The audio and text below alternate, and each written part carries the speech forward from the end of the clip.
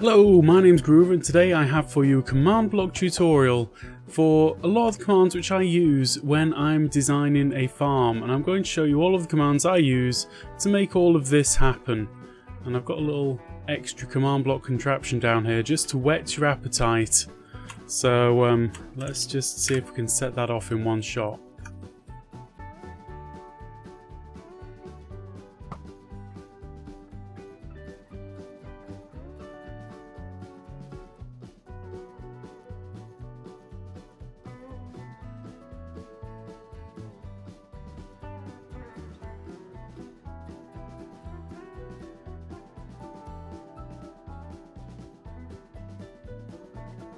So if this doesn't make sense to you, this is kind of like a spawning platform made up of circles. So yeah, I just thought this would be a fun thing to show you how to do. It's a good way to actually direct what I'm going to show you today, and I'm going to show you all of the commands which I used to basically build this and set up this world, make the perimeter, set up all of the game rules and things that I've been using, and yeah, why don't we just get into it? Right, first things first, let's talk about the game rules. These are the absolute basic things that when I enter a test world or something which I'm going to build something in, I normally go straight to. So we're going to have a quick look through the list here, and the game rules are just listed here, and I'm going to use tab a lot, okay? So when things auto-complete, it means I press the tab button. So one of the actual game rules that we've got running at the moment is command block output equals false. That means that on the top left hand side of the screen, whenever a command block fires, it's not going to give you a list of things that it's actually doing, which is kind of nice because it gets a bit messy on the screen with that turned on. Second one, we've got command blocks enabled. You can set that to true and false. All of these are true and false commands. If you have command blocks enabled, it means that the command blocks are essentially going to work. If you have it turned to false, the game's going to ignore whatever the command block's doing. So I remember once I got stuck in a bit of a cycle where I had somehow set the player to teleport 100 blocks away from the command block by accident repeatedly, so I couldn't move from the location that I was. And all I needed to do was turn command blocks enabled to false. Very simple. I do not have that enabled at the moment, but that's one which I use quite a lot. Do daylight cycle. This one you normally get in the game menu as well, so you can change your settings to say do daylight cycle equals false, which means that whatever the time of day is, it's just going to stick it to that time of day. Do entity drops. I don't really use that one that much. Yeah, we'll come back to that in a bit maybe.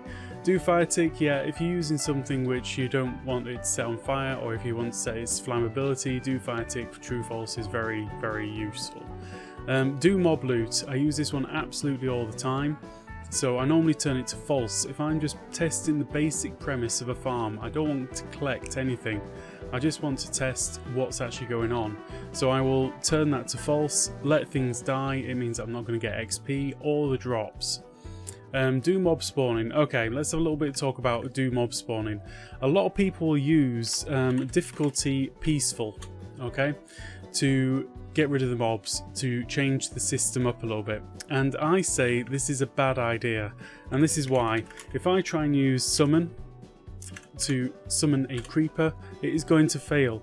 If I try and use a spawn egg to summon a creeper, it is going to fail because the game says it is in peaceful. Why on earth would a peaceful game want things to appear? Whereas if you turn off the mob spawning, the game rule mob spawning, all that's actually doing is it's stopping the game from trying to spawn things. It isn't actually stopping them from being spawned at all, or particular types. This one's much easier to control. Another quick one there that I showed you was a difficulty setting. I think most people know what that is. You just change the difficulty of the game from peaceful to hard to whatever, easy, all of those things.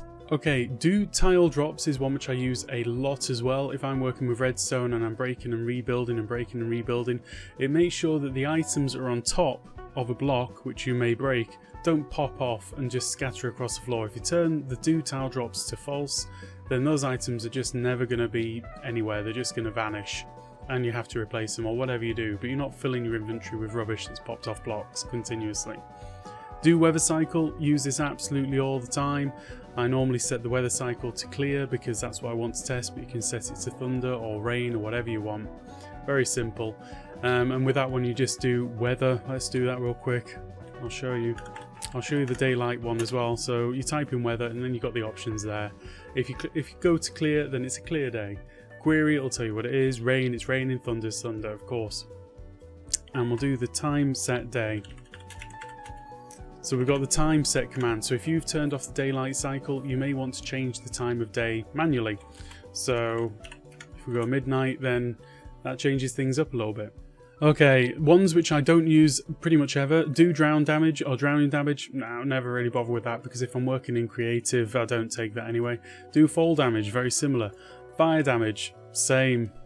Freeze damage, same. Function command limit, I don't even really know what that is. So there you go. Keep inventory, that's a very simple one. If you die, you keep all of your stuff. Can be useful, we use it very rarely. Maximum command chain length. Now I presume this is going to be to limit the length of a command block chain. Never use it, don't care. Mob griefing, never use this in testing either, unless you're playing with creepers and you don't want them to blow up anything. Pretty handy in that case, otherwise not too bothered. Natural regeneration, never use. PvP, never use. Random tick speed, use this one quite a lot.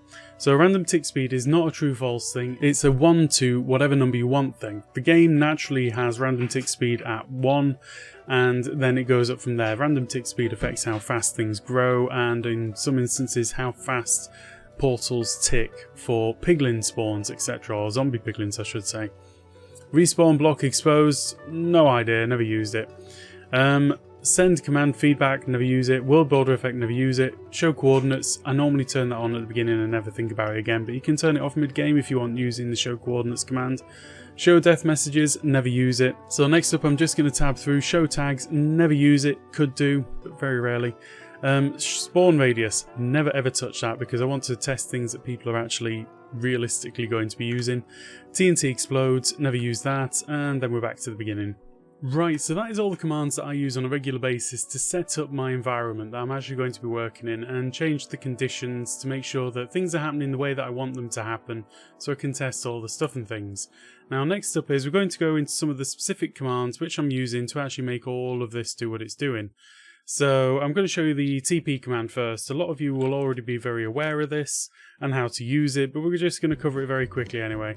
So the TP command, you can target your victim, as it were. You can target all players, you can target all entities, closest player, random player self, or you can be very specific about the name of the player that you want to move. Or if you wish, you can actually say TP at E type equals, and then you can name that entity. So we want to move a boat and we want to teleport it to me, and that would be how you do it, and that is to the relative position of the thing which is executing the command. So I'm going to be specific about that. The thing which is executing the command is the correct way to think of it. Don't think of it in terms of relative to me all the time. It's not. It's relative to the thing which is executing the command. So if this was in a command block, it would be relative to the command block. Okay? Worth thinking about it like that. So that would actually teleport all the boats in the area that are loaded to me. And you can be very specific about that as well. You can have, instead of saying tag type, you can use the tag option, and we'll talk about the tag option in a couple of moments. So yeah, so you can be very specific. Now teleport, very simple, most people know what this is about. Well, just one quick thing before I move on is the tildes, these squiggly things. If you know or you don't know, you've got two types of tilde. You've got one which is, well, you've got two types of coordinate. I didn't explain this, let me start from the top. Two types of coordinate. You've got an absolute fixed position or a relative position. In fact, you've got a third type of coordinate which is relative to facing position. So we'll get into that in a moment. But you can say, this is the X coordinate is the first one, then you've got the Y coordinate, and then you've got the Z coordinate. If I just leave them like this, the game's just going to go wherever the thing is that's executing the command, do it. If I then change it to say this, it's going to say, well, it's going to be wherever the thing is that's executing the command first. It's going to be then at Y200, absolute fixed position, because there's no tilde in front of it, and then relative to the position of the thing, so it's like 0. If there's no number there, it's equivalent to writing that. So it's just facing it right at the target of the thing that's executing the command. The third type which I haven't really... I'm not an expert with these ones, but I know enough. This is like relative to facing position. So if I say that, that is going to teleport me 35 blocks away from where I am in the position that I'm facing. So it's teleported me like that. So if I do that, I should teleport backwards. Yes, because it's strange. It's difficult to get your head around this one a little bit, but it kind of makes sense. But it's all relative to the direction that you look in. So if I say, well, I want to move over that way, then it'll move me relative to the X coordinate in that direction.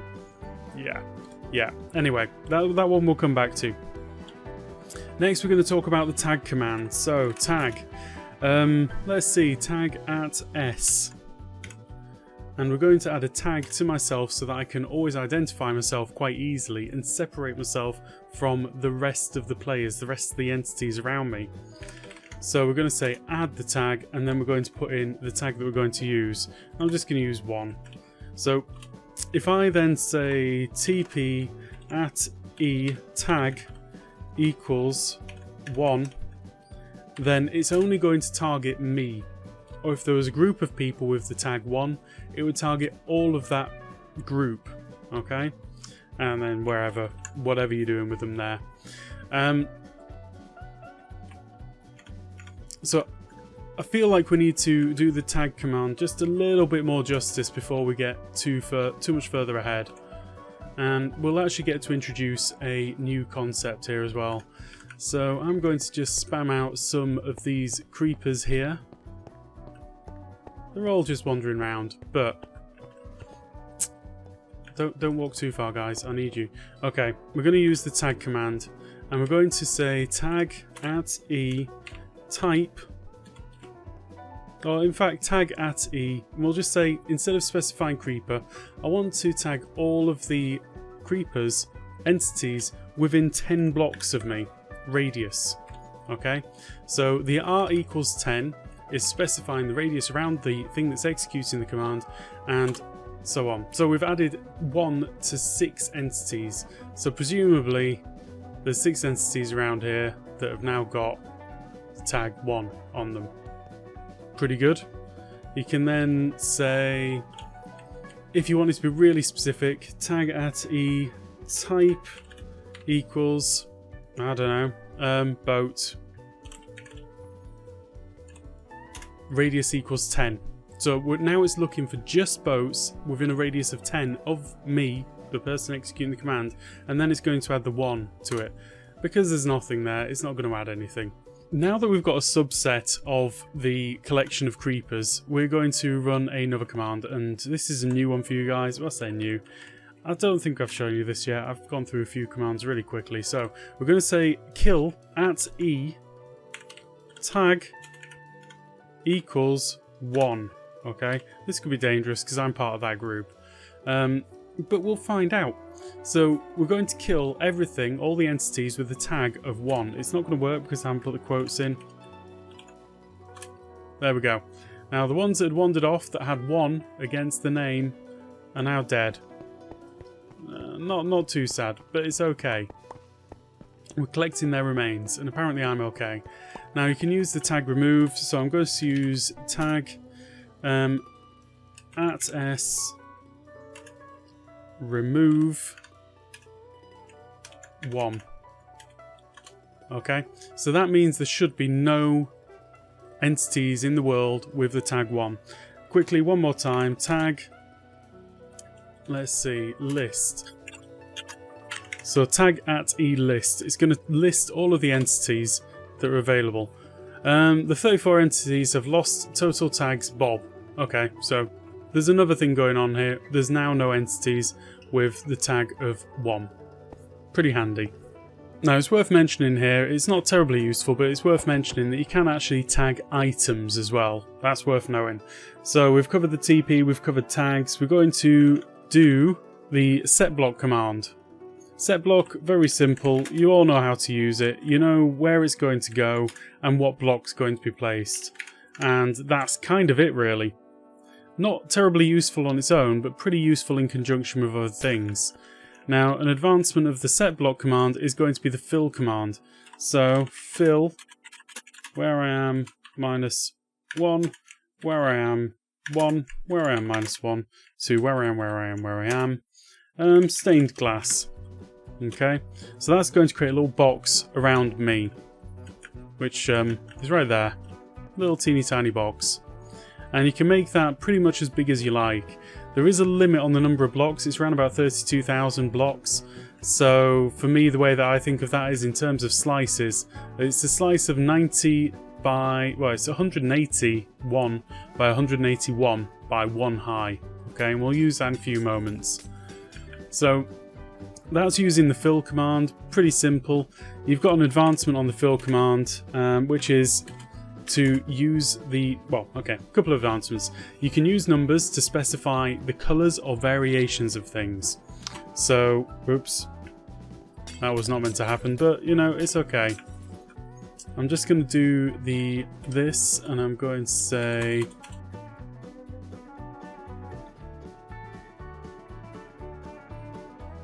replace air. Okay, and I'm actually going to take this down to -1. So this will give you a bit of an idea of how this is going to work.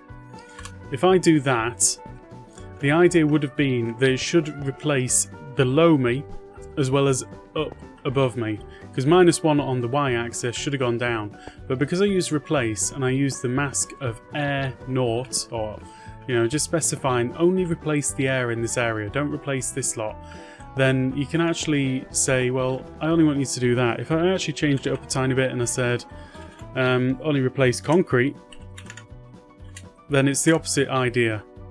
It's doing the opposite way around. Okay, there's a few variations on the fill command there, like destroy, hollow, keep, outline, replace.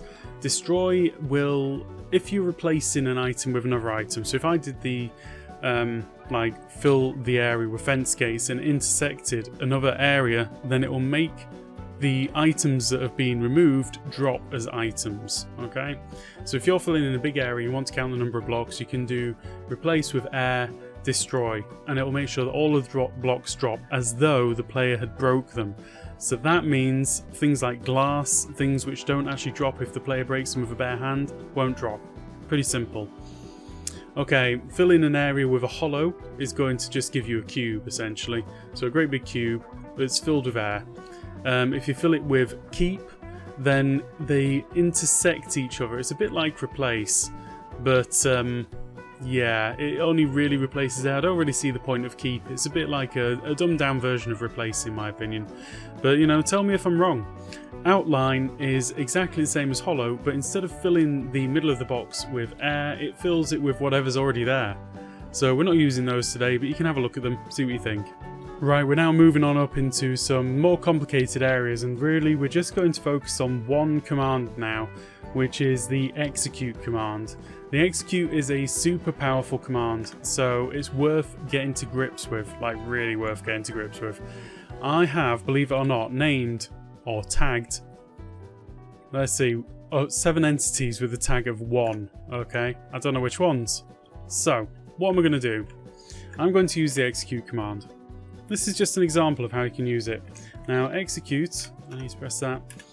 I need to specify what I'm executing this at. So basically what you're saying is, instead of executing the command from myself, which is normally where the command line comes from, you're going to send it to another entity to make that command happen. So to show this in action, we're going to use the set block. So execute at e tag equals 1. Okay, and then we're going to execute it wherever it is. Now, once you've put that in, all of the normal commands come back up at the top there on the left hand side. You can see them all listed. And that's basically saying, right, we know what we're aiming at. What do you want us to do? So execute at e tag equals 1. I want to target any of the entities that have got the tag of 1, and I want to execute it in their normal location. We're not going to execute 100 blocks above or below or left or right or anything. It's just wherever they are, that's where we want it to execute. Now next we're going to use Setblock wherever it is, and we're going to do stained glass. Okay, now this is going to basically tell me where they all are, or where they were for a second, but as you can see they're already wandering around. So I think what we'll do next is we'll try and do the same thing, but we're going to use the fill command, and let's have a look at that.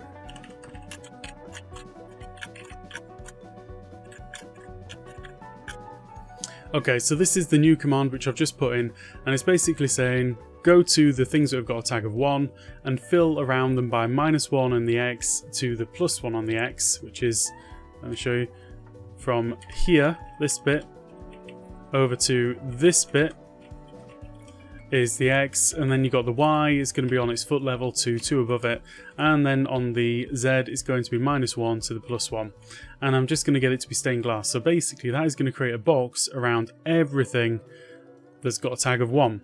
Okay, so if I press that, I'm in a box because apparently I've got the tag as well, which is, it makes perfect sense that I do. And then you got all of these creepers suddenly locked down in location. So that can be super useful. Not specifically in this use case, but it can be a very useful one to know about. Now if I actually wanted to get rid of that, I could do the same things as what I've done before. Air naught replace stained glass, and that should delete most of the stained glass around most of these things. And if I really wanted to clear lots of space with the stained glass, then I could oomph that up a little bit, see what happens. So all of the commands which I've shown you can be executed as a different thing. So one final example here, we'll do the execute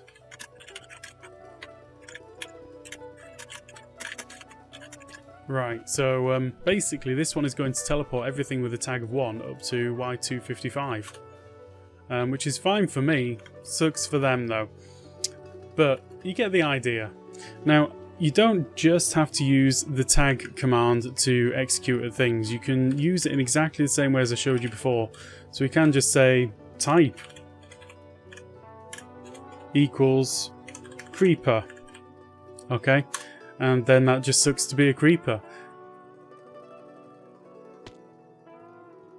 Right, for this next phase I've teleported like a long way from where we started out, so we can actually show you some of the things which we can do. We're going to actually do some command block stuff.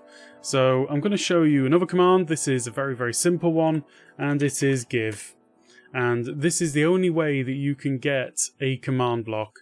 I say the only way. There's other ways, but they're illegal. So these ones are legal within the confines of using cheats, essentially.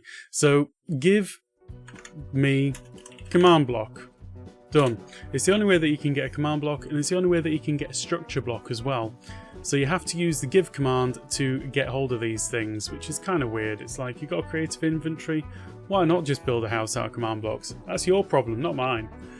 So, once you've got a command block, you can do a lot of things. Let's, yeah, this looks like a good place. What I'm looking at right now is an area where I can see that I'm probably higher than most of the things around me with 100 blocks.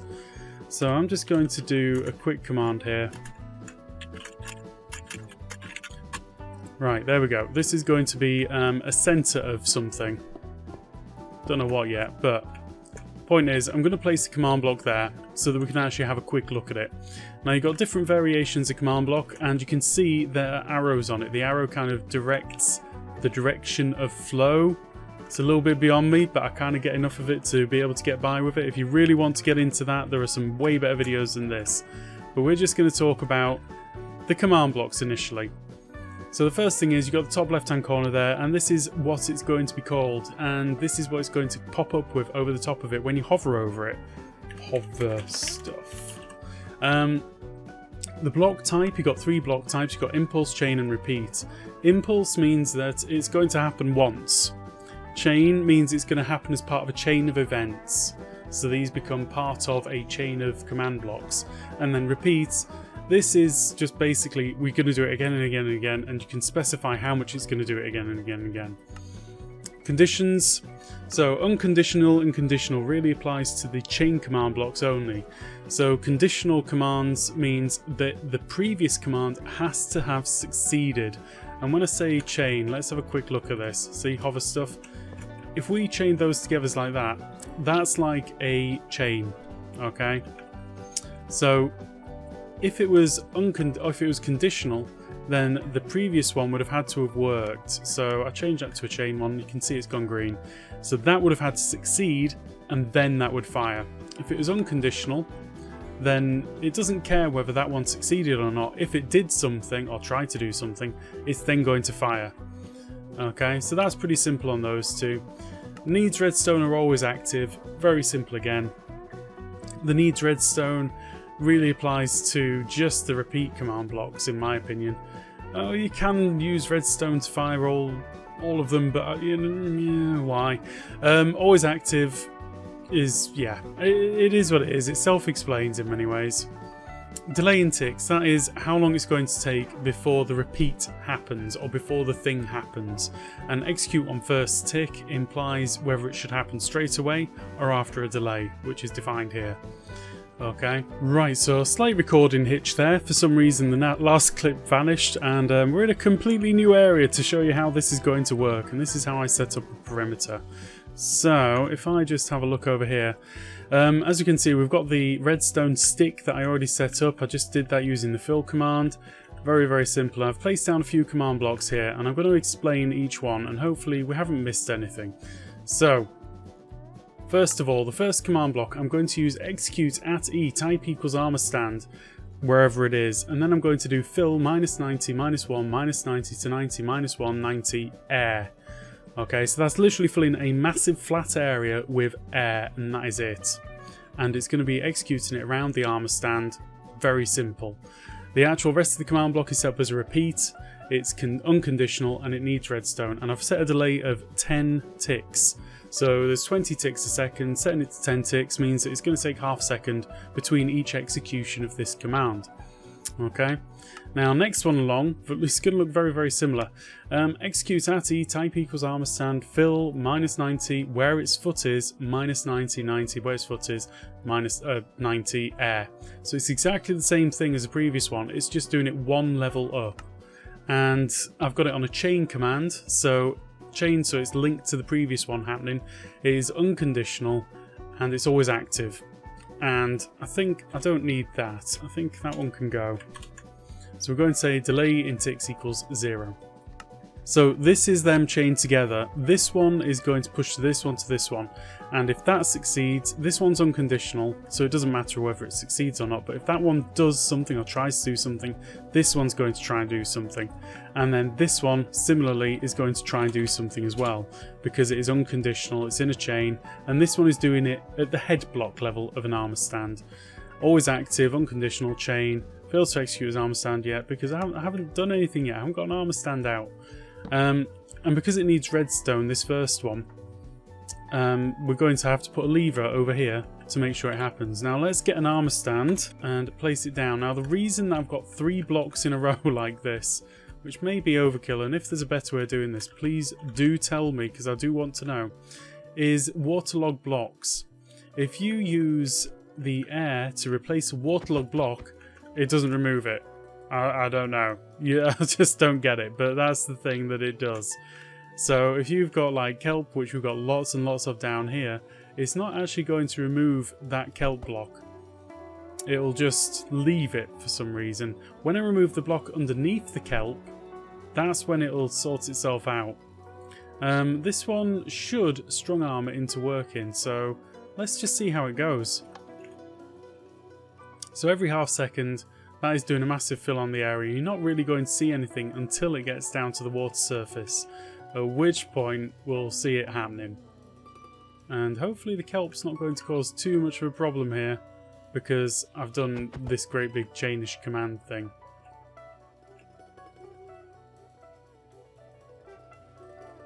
Right, it's happening. No, see, the kelp is getting destroyed each time. But you see these little blobs that are left behind? They would be a problem if left unchecked. Lots of mobs wandering around. Anyway, we're going to leave that do its thing and just fly up and enjoy the scene.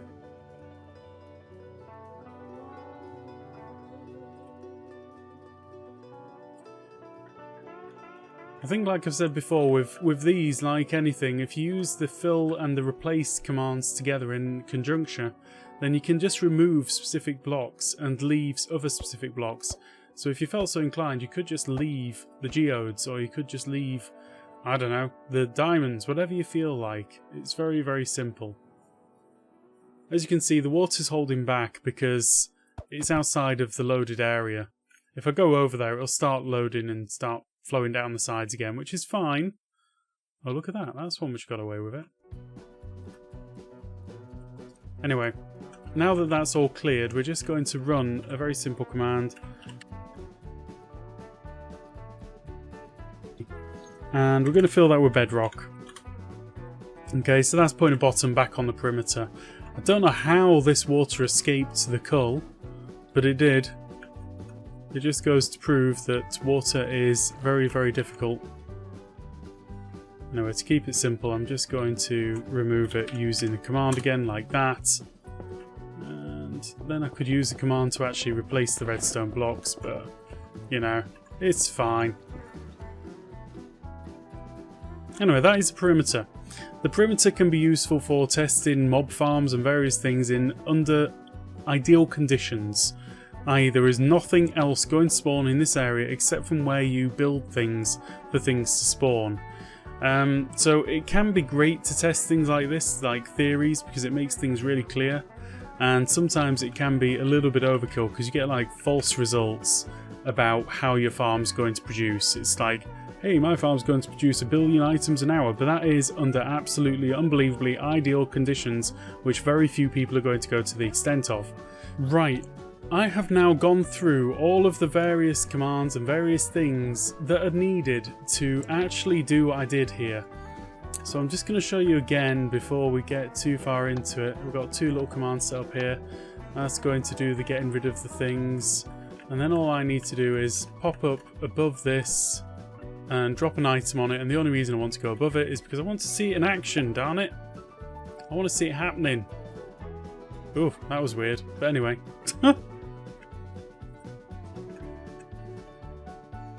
So for those of you who have watched this video and now say to yourselves, yeah, I can do this, I don't need this explaining, I get it, I know how to do this, then pop me a comment down below and just say, I know. For everyone else, let's talk through it. And don't be embarrassed. This is not embarrassing to have to be talked through it. It's just cool if you know how to do it, because I feel like I've given you all of the tools that you're going to need to do this. So there's a little bit of redstone here. I've got a burnout clock set up.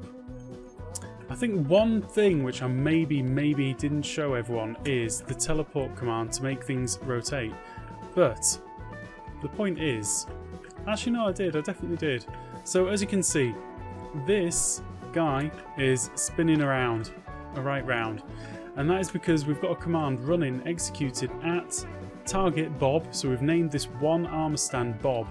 And it's going to teleport where it is, but it's going to turn 45 degrees relative to where it is. So by turning 45 degrees, it's going to go through 8 positions on 8 facing positions. Okay, I've got this burnout clock here, which is actually going to fire pretty much exactly 8 times, I believe. I'm pretty sure. Yeah, I'm pretty sure they fire exactly 8 times and then stop. If it's not, it's 16, but it doesn't matter. This guy turns around and faces those locations. That's what's on the first command here, and that happens like every time that gets fired, so it happens exactly 8 times. This one then makes sure that wherever I'm facing at that moment, that I'm setting a block down for whatever reason. I'm setting down a piece of stained glass at that angle to the location of Bob, whichever way he's looking. And then finally we've got this one here, which is going to summon an armor stand, one above wherever he's looking, 35 away from it, and this is only again executed at Bob. Bob is our very special armor stand in the middle here, and we've got it on chain, unconditional, always active, so it doesn't matter whether that succeeds or not, because if there's a piece of stained glass already there, then it's going to fail, because it just thinks there's no point in it doing anything, so it failed. So all of these are going to basically place out at the distance of 35 blocks away from Bob, a piece of stained glass and an armor stand on top of that piece of stained glass. Okay, then over here we've got this. So before we were dropping an item on there, which means that that's getting powered. So this repeater stays on for the duration of there being an item on there. There's probably other ways of doing it, but this is how I hacked it together to work. Now this one is going to execute armor stands not called Bob. Okay, and it's going to make those armor stands rotate exactly like we just did with Bob, but at 1 degree at a time. I think mathematically we could probably got away with anything up to about 5 or 6 degrees at a time, but it doesn't really matter. Once is good. So we're then targeting the armor stands not named Bob and teleporting them so that they rotate by 1 block at a time, or 1 degree at a time. And then very simply, we're using those armor stands again, the armor stands not named Bob, and we are going to fill from where they are stood, one underneath where they are stood. I don't know if you can see this, I don't think my cursor is showing, but one underneath where they are stood, and we're going to fill outward from 1 block away to 16 blocks away from where they are facing with concrete 1. It is that simple. It was more complicated for me to set up the redstone for this than it was to actually create the commands. And then you know what you can do? You can set up another one, another little command right here, which will teleport Bob up by 2. So Bob teleports up to a block right here, above him, and then you run the whole thing again. Should we do that? TP at e tag equals Bob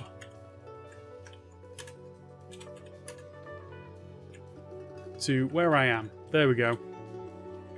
Bob is now kind of where I am. Maybe too much where I am. But anyway, the point is now, if I set this off again, we should get the same results. This time we're building a second layer, just a little bit higher.